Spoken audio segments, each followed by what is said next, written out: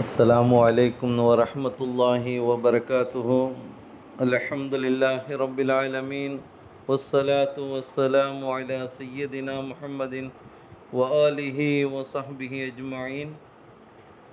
عن جابر بن عبد الله رضي الله تعالى عنهما مرفوعا قال قال رسول الله صلى الله عليه وسلم: لا تدعوا على أنفسكم ولا تدعوا على أولادكم ولا تدعوا على أموالكم لا توافقوا من الله ساعة يسأل فيها عطاء فيستجيب لكم.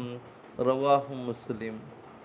சர்வ புகழும் புகழ்ச்சியும் இவ்வுலகை படைத்து பரிபாலித்து கொண்டிருக்கக்கூடிய எல்லாமல் அல்லாஹ்விற்கு, அந்நலம் பெருமானார் ஸல்லல்லாஹு அலைஹி வஸல்லம் அவர்கள் மேற்காணக்கூடிய ஹதீஸின் மூலமாக எந்த நிலையிலும் நம்முடைய துஆக்கள் இப்படி அமைந்து விடக்கூடாது அப்படிங்கிற ஒரு அழகிய உபதேசத்தை அந்நிலம் பெருமானார் ஸல்லல்லாஹு அலைஹி வஸல்லம் அவங்க இவ்வாறு உபதேசித்து காண்பிப்பாங்க. ஜாபிர் இப்னு அப்துல்லாஹ் ரலியல்லாஹு தஆலா அறிவிக்கிறாங்க, முஸ்லிம் ஷரீஃபில் பதிவு செய்யப்பட்ட ஒரு செய்தியை நாம் பார்க்குறோம். நபிகள் நாயகம் ஸல்லல்லாஹு அலைஹி வஸல்லம் அவங்க சொல்வாங்க, லா ததுஉ அலா அன்ஃபுசிக்கும், உங்களுக்கு எதிராக நீங்க என்ன செய்யாதீங்க, பிரார்த்தித்து கொள்ளாதீர்கள். வலா ததுஉ அலா அவுலாதிக்கும், உங்களுடைய குழந்தைகளுக்கு எதிராகவும் நீங்க என்ன செய்யாதீங்க, பிரார்த்தனை செய்து விட வேண்டாம். வலா ததுஉ அலா அம்வாலிக்கும், உங்களுடைய பொருளாதாரத்திற்கு எதிராகவும் நீங்க என்ன செய்ய வேண்டாம், பிரார்த்தனை செய்து விட வேண்டாம். ஏன்னா லா துவாஃபிகு மினல்லாஹி ஸாஅத்தன் யுஸ்அலு ஃபீஹா அத்தாஉன் ஃபயஸ்தஜீபு லக்கும், நீங்க இவ்வாறு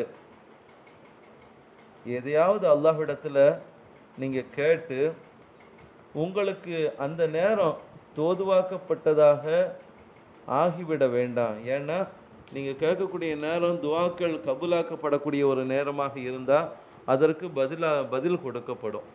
அதுக்கு அல்லாஹ் தஆலா உங்களுக்கு என்ன செய்வான், பதில் கொடுத்து விடுவான். அது சில சமயங்களில் உங்களுக்கு எதிரானதாக அமைந்து விடும். ஆகையினால உங்களுக்கு எதிராகவோ, உங்களுடைய பிள்ளைகளுக்கு எதிராகவோ, உங்களுடைய அந்த பொருளாதாரத்திற்கு எதிராகவோ நீங்கள் என்ன செய்ய வேண்டாம், எந்த நிலையிலும் பிரார்த்தனை செய்து விட வேண்டாம் அப்படிங்கிறத அண்ணலம் பெருமானார் ஸல்லல்லாஹு அலைஹி வஸல்லம் அவங்க நமக்கு உணர்த்தி காட்டுகின்றார்களே. ஆனால் அந்த விஷயத்தில் ரொம்ப பாதுகாப்பாக இருக்கணும் அப்படிங்கிறத நமக்கு நபிகள் நாயகம் ஸல்லல்லாஹு அலைஹி வஸல்லம் அவங்க குறிப்பிட்டு காட்டி அதற்கான ஒரு வரலாற்று குறிப்பையும் நமக்கு இவ்வாறு உபதேசிப்பாங்க நபிகள் நாயகம் ஸல்லல்லாஹு அலைஹி வஸல்லம் அவங்க.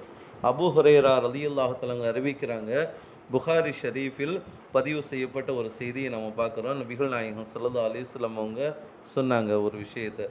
பனு இஸ்ரவேலர்களில் ஒரு மனிதர் ஜுரைஜ் என்று அழைக்கப்பட்டு வந்த ஒரு இறை நேசராக ஒரு மனிதர் இருந்தார். அவர் தொழுது கொண்டிருந்தார். அப்போது அவருடைய தாயார், அந்த ஜுரைஜ் அவர்களினுடைய அந்த தாயார் என்ன செஞ்சாங்க, ஜுரைஜ் அவர்களை அழைத்தார். அப்போ ஜுரைஜ் அவங்க என்ன செய்கிறாங்க, மனதிற்குள் தாய்க்கு பதிலளிப்பதா அல்லது தொழுவதா என்று எண்ணி தாய்க்கு என்ன செய்யலை, பதில் அளிக்கவில்லை. தொழுகையில் ஈடுபட்டவாறு இருந்துட்டாங்க. அதனால் கோபம் அடைந்த அந்த தாய், யா அல்லாஹ், இவனை விபச்சாரிகளின் முகங்களில் விழிக்க செய்யாமல் மரணிக்க செய்யாத, யாராவது அந்த விபச்சாரிகளுடைய முகத்தில் முடிச்சு தான் அவன் மரணிக்கணும் அப்படிங்கிற மாதிரி பிரார்த்தனை செய்து விடுகின்றார்கள் ஜுரைஜ் அவர்களுடைய தாயார்.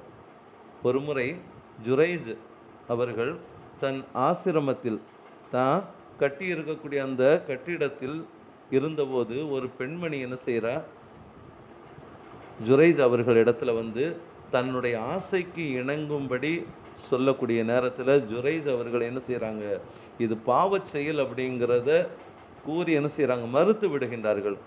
கோபம் அடைந்த அந்த பெண்மணி என்ன செய்கிறா, ஒரு ஆட்டு இடையனிடத்துல உறவு கொண்டு அதன் மூலமாக ஒரு குழந்தையை பெற்றெடுத்து இந்த குழந்தை ஜுரைஜுக்கு பிறந்தது என்பதாக மக்களுக்கு மத்தியில் என்ன செய்கின்றார், சொல்லிவிடுகின்றார். உடனே அந்த மக்கள்லாம் என்ன செய்கிறாங்க, அந்த ஜுரைஜ் அவர்கள் வணக்கம் புரியக்கூடிய அந்த ஆசிரமத்தை இடித்து உடைத்து அவரை கீழே இறங்க செய்து பலவாறாக ஏசினார்கள். இவ்வளோ பெரிய ஒரு வணக்கசாலியா இருக்கிற இப்படிப்பட்ட ஒரு பாவ செயல்ல ஈடுபட்டு ஒரு விபச்சாரம் புரியக்கூடிய ஒரு மனிதனா இருந்துட்டு என்பதாகவெல்லாம் பல விதத்துல என்ன செஞ்சாங்க, மக்கள் எல்லாம் பேச ஆரம்பிச்சிட்டாங்க. அப்போது ஜுரைஜ் அவர்கள் என்ன செஞ்சாங்க, அழகிய முறையில உது செய்து தொழுது விட்டு அந்த குழந்தையிடம், பெற்றெடுக்கப்பட்ட அந்த குழந்தையிடம் சென்று உன் தந்தை யார் என கேட்டார். அந்த குழந்தை பேசியது. இன்ன ஆட்டு இடையன்தான் என்னுடைய தந்தை என்பதாக கூறியது. அதை கண்ட அந்த மக்கள் அனைவரும் உண்மையை உணர்ந்து கொண்டு அந்த ஆசிரமத்தை தங்கத்தால் கட்டித்தருகிறோம் என்பதாக சொன்னாங்க. அப்பொழுது ஜுரைஜ் அவர்கள், களிமண்ணால் கட்டி தந்தாலே எனக்கு போதுமானது, அதுல நான் என்ன செய்யறேன், வணக்கம் புரிந்து கொள்கின்றேன் என்பதாக ஜுரைஜ் அவர்கள் என்ன செஞ்சாங்களா, பதில் சொன்னார்கள் என்பதாக இந்த வரலாற்று குறிப்பை நபிகள் நாயகம் ஸல்லல்லாஹு அலைஹி வஸல்லம் அவர்கள் கூறியதாக ஹஸரத் அபூ ஹுரைரா ரலியல்லாஹு தஆலா அறிவிக்கிறாங்க. புகாரி ஷரீஃபில் பதிவு செய்யப்பட்ட ஒரு செய்தியை நாம் பார்க்கிற அன்பானவர்களை, இதை கொண்டு நமக்கு நோக்கம் என்ன என்பதை நாம் பார்க்கின்ற பொழுது, எந்த நிலையிலும் நம்முடைய பிள்ளைகளுக்கு எதிராக நாம் என்ன செய்யக்கூடாது, பிரார்த்தனை செய்து விடக்கூடாது.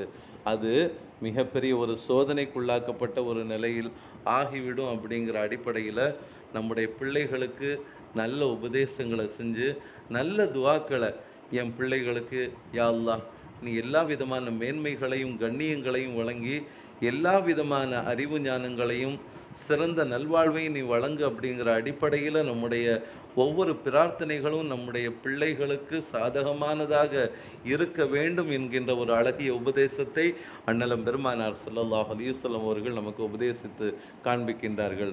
அத்தகைய பிரார்த்தனை கொண்டவர்களாக நாம் நம்முடைய செயல்பாடுகளில் நமக்காக வேண்டியும், நம்முடைய பொருளாதாரத்துக்காக வேண்டியும், நம்முடைய பிள்ளைகளுக்காக வேண்டியும், நல்வாழ்விற்காக வேண்டியும் நாம் என்ன செய்வோம், ஒவ்வொரு நேரமும் அல்லாஹ்விடம் பிரார்த்தனை செய்து அதன் மூலமாக பல பாக்கியங்களை பெற்று ஈருலகிலும் சிறந்த நல்வாழ்வு வாழ்வதற்கு அல்லாஹ் கிருபை செய்வானாக.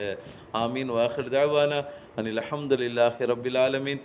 அஸ்ஸலாமு அலைக்கும் வரஹ்மத்துல்லாஹி வபரகாத்துஹு.